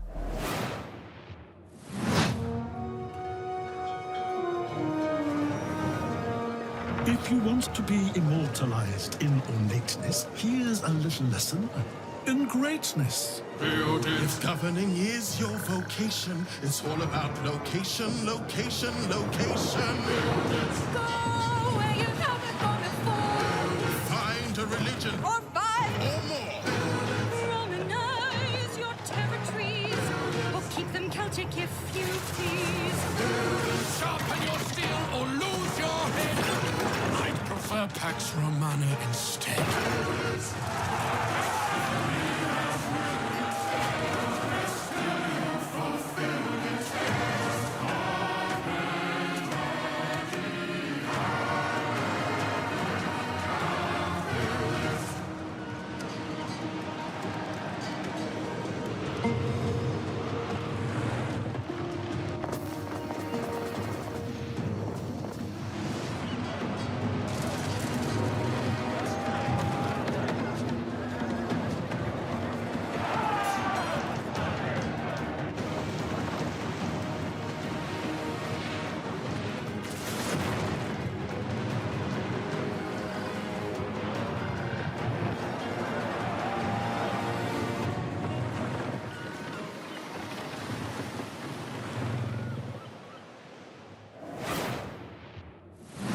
Going up after all. Yeah, no, I'm Nate, and I was gonna... I thought I told you there's nothing up there. Like, what's up there, though? Nothing. There's a tower. Yeah, that's it. When you get to the top of the tower, what's there? It's like a top of a tower.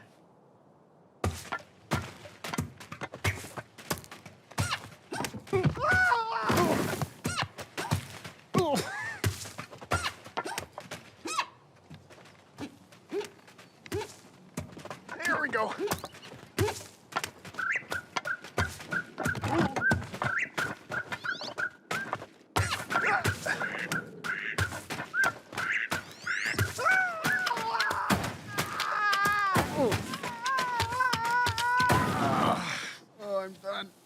probably nothing up there anyway. Yep.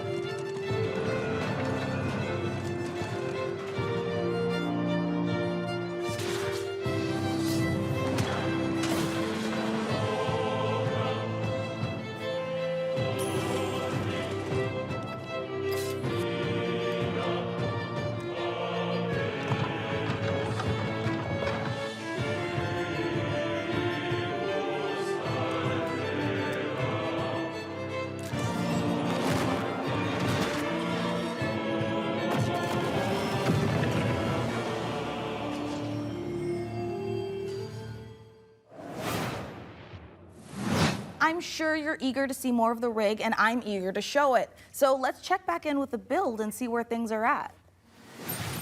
Oh, hi, Mica. We have had a slight hiccup. Looks like Jacob forgot the #1 rule of a new PC build. An offering before you start, or computer spirits drink your heart. He forgot the sacrifice. You have to do the sacrifice. You've got to do the sacrifice. Can we scold me later? All right, I should cut him loose while he's still got blood. Sit still, Jacob. I don't want to hit any important bones. I am loving how normal things are today. And a quick reminder, you can find every single game from today's show in one place at the PC Gamer Steam page over at pcgamer.com/wishlist. My own wishlist is currently buckling under the strain of so many amazing games. And you know what? Speaking of amazing games, here's our next world premiere. A brand new game published by Punkle, the creator of Vampire Survivors. Get ready to go berserk.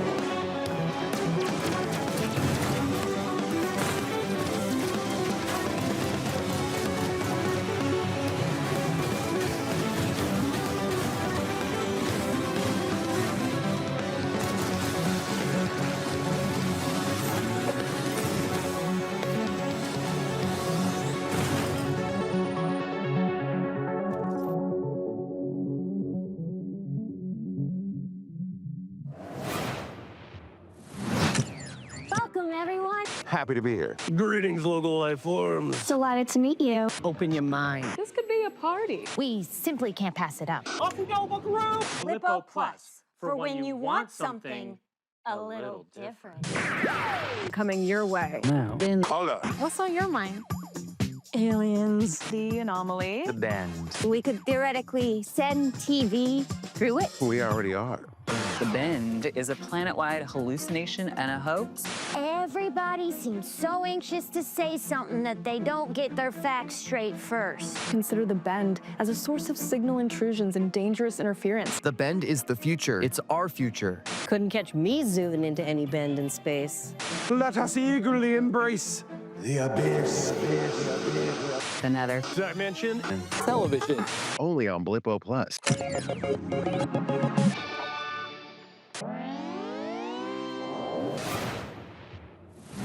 All those games have looked great, and wouldn't you know it, we've got even more to show you. Check this out.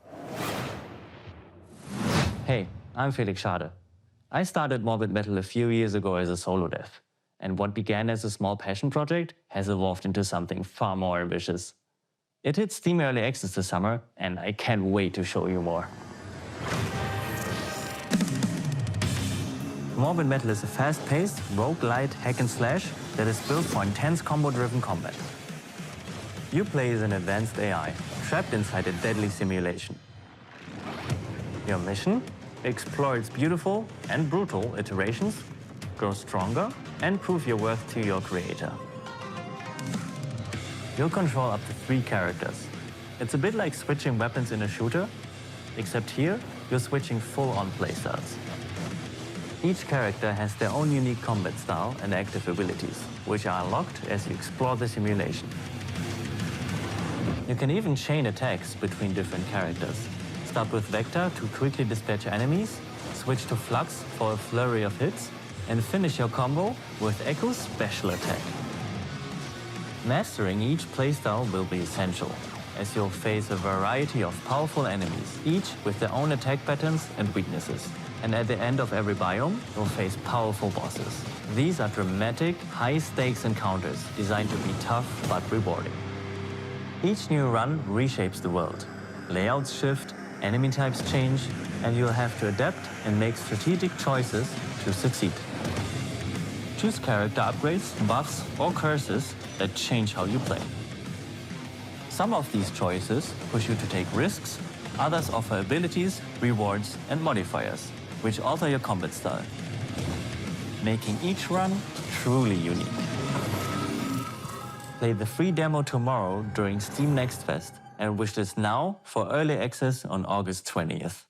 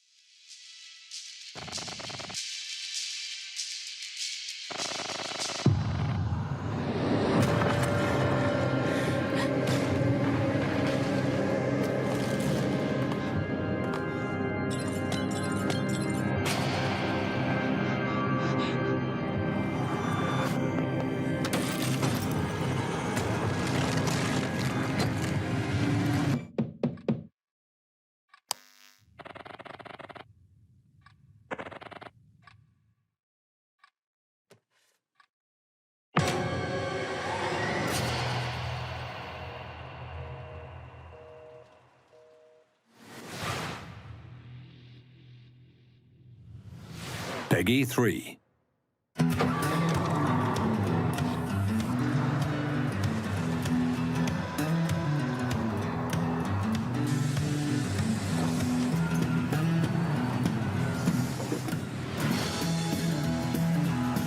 Good morning, Emberville. Today is the first day of our very own public bus service. The bus services will start in the tracks and ash tree, but will expand to more neighborhoods as passenger approvals roll in.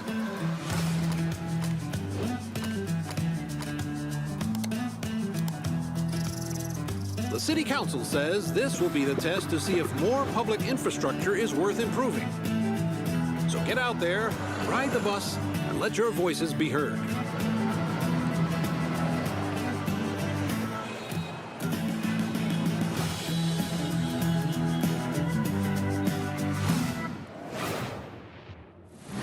Hey, Sean, should we see what's going on the factory floor? Make sure there's no production line issues holding up the rig? Well, that's a great idea, and I've invented the perfect spy gadget for just that. Hey, Sean, there is a big window right behind us. We could just look through that. Oh, look through a window? What is this, the Stone Age? You know, I'm pretty sure they didn't have windows in the Stone Age, Sean. Why would I use an obsolete Stone Age technology when the wristwatch I invented is capable of tracking my steps and hacking into any camera system on the planet instantly? Okay, that's actually really amazing, Sean. Well, I'm glad you like it because I took the liberty of making a Mica model a gift from me to you. Here, tap on the icon and you'll instantly hack into the warehouse cameras. Okay, Sean, this is a little bit much. Wait, I have to make an account to use this? Well, it's a free trial for 7 days, but then it's only $9.99 a month after that. What? And look, two-factor authentication for safety. Sean, this is and now I have to connect my Steam account? It's Plott Vision as a Service.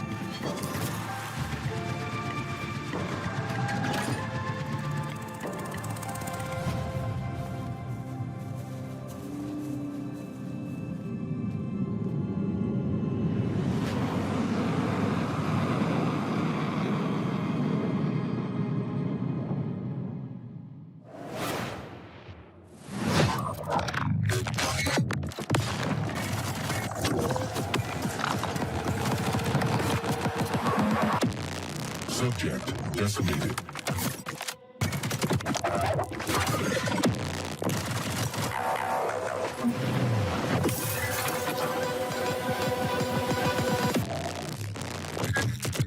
And we're the rats in this cage. You're going to get us out of here. We better get to work.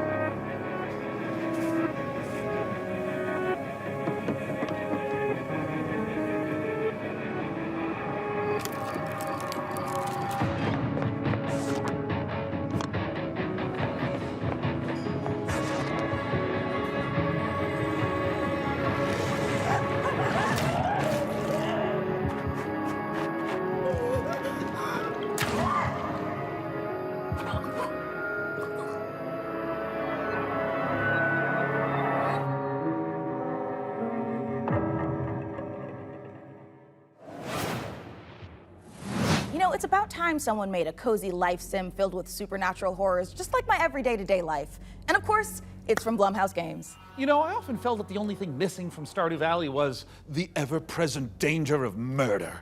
So this should hopefully scratch an itch. And Grave Seasons isn't the only world premiere horror game we've got for you. Feast your eyes on this, if you dare.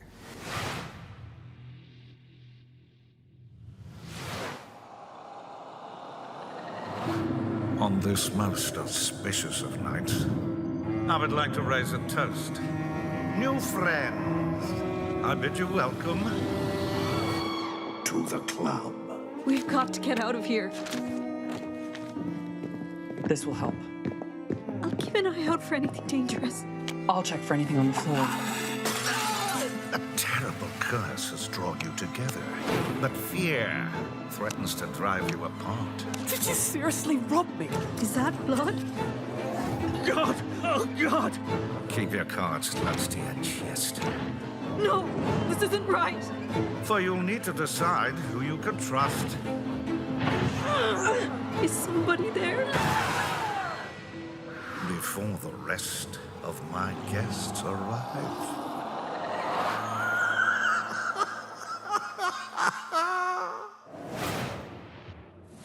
Born of the Abyss, Vampire the Masquerade, Bloodlines Unofficial Patch, Doom 3 Phobos, and more mods join GOG, pre-installed and ready to play, smooth as never before. Just add the mod to your library, click download, and install it. It's that simple. GOG has teamed up with modding communities to bring you iconic fan creations, which by restoring cut content, fixing long-standing bugs, to introducing entirely new quests, characters, and experiences, breathe new life into classic titles.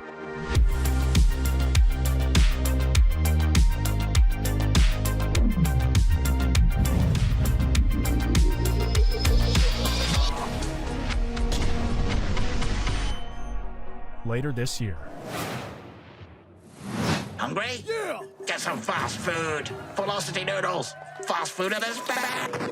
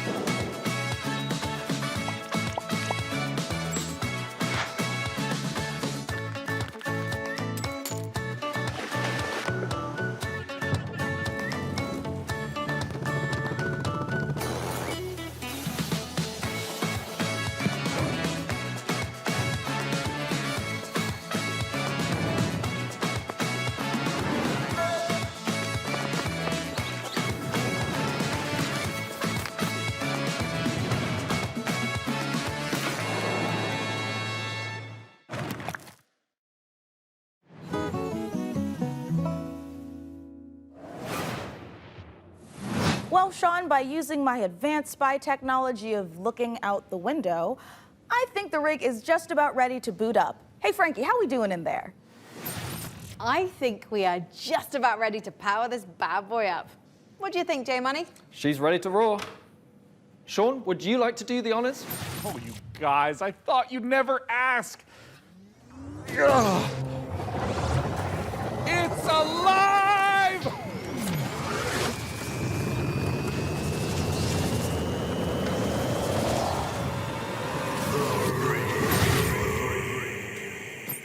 It's beautiful. It calls to me. I love it more than any parent could love their child. As a mother, I take offense to that. But in this case, I'll allow it.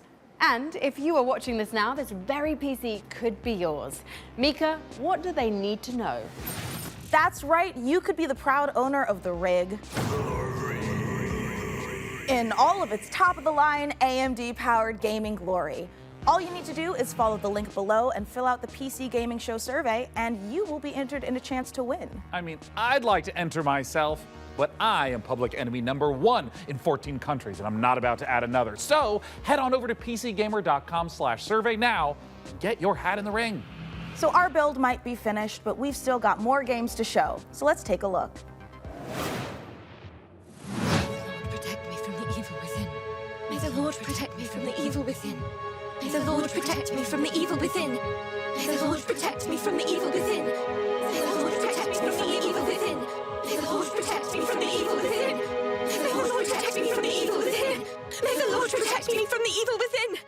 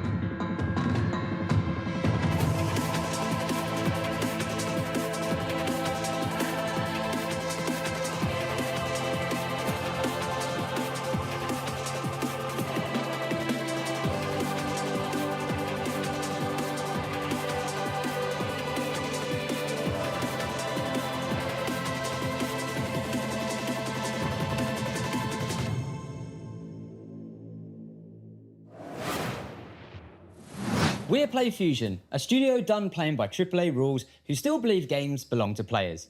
Ascendant is an FPS capture the flag reimagining where strategy collides with chaos.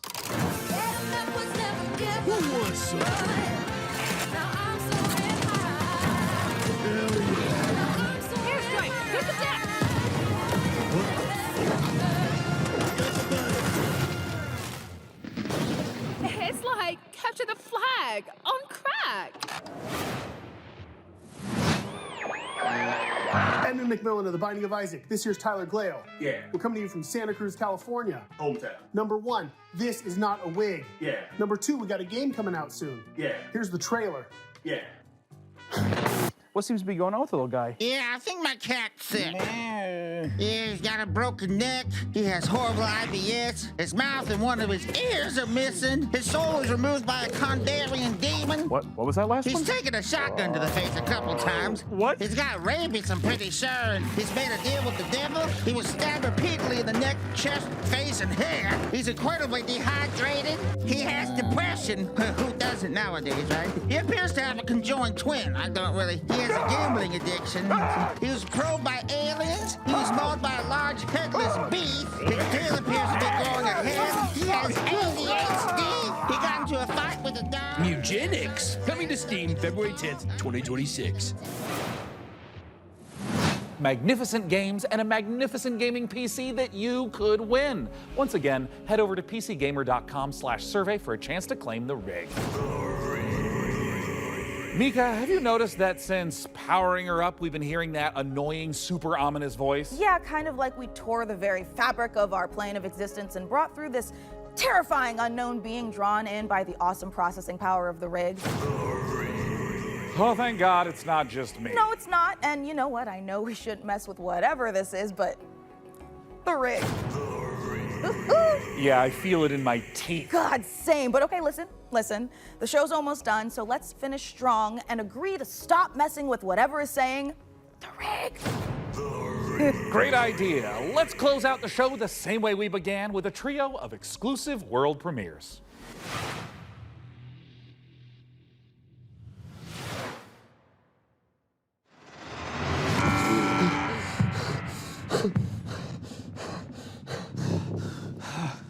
Paul Mason, 34, former surgeon at Westwood Hospital. You've been brought here to perform a surgery.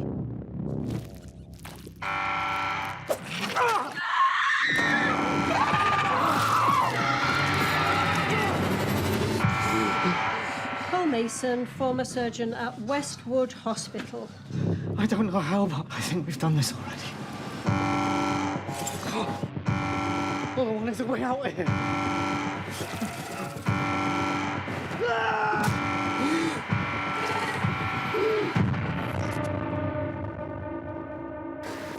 Warning, specimen containment breached.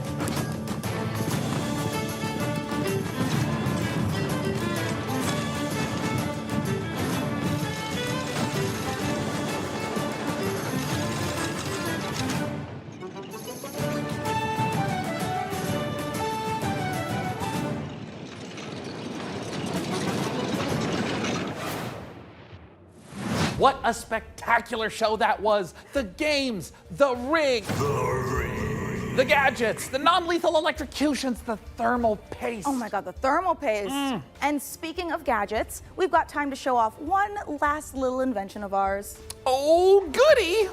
Inside this keyboard is a hidden compartment for storing hand-encrypted messages, and I've left a special farewell message for the viewers. We have just got to crack it open.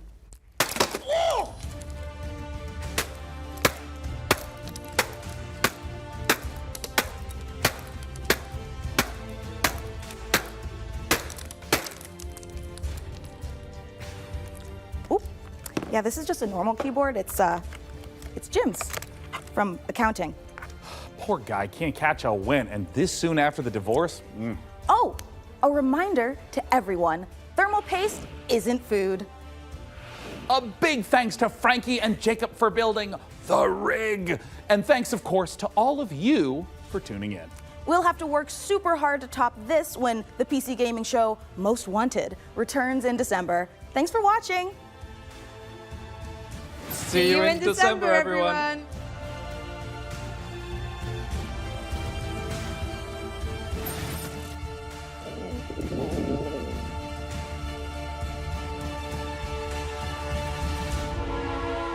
We're going. All right, it's time. Tell me when. Hello, everyone, to the PC Gaming Show pre-show. I'm exhausted from that. Trust me, you do not want to miss it. What the? Just what I like to hear. Oh, hi, Mum. I'm currently on set at the moment, building a PC. It's alive! You went like this. Yeah! It's alive! Oh. Shots for everyone. Mum, I'm currently on set building a PC. There it is. Oh, did you hear that? Jesus, Joe. I'm a monument to vanity. B. Hurry up, we don't have any time. Oh. Mum, I'm filming right now. I'm seducing you. Are you aroused? I know how to read words. I went to college. Whoa. Oh. There it is. During let's go back to the top. I inhaled my spit. Better hurry up. This is starting to hurt, my guy. I can hear you, and so can the rest of the crew that I'm currently filming with. Let's take a look at our next game. That's a good take. If you dare. Spooky.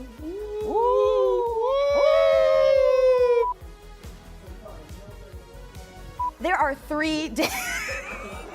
12 p.m. Pacific. But Oh, it's on the end of the screen show. I'm ready to.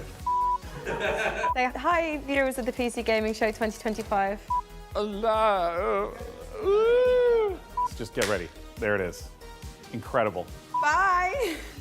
That might have been my greatest take of all time.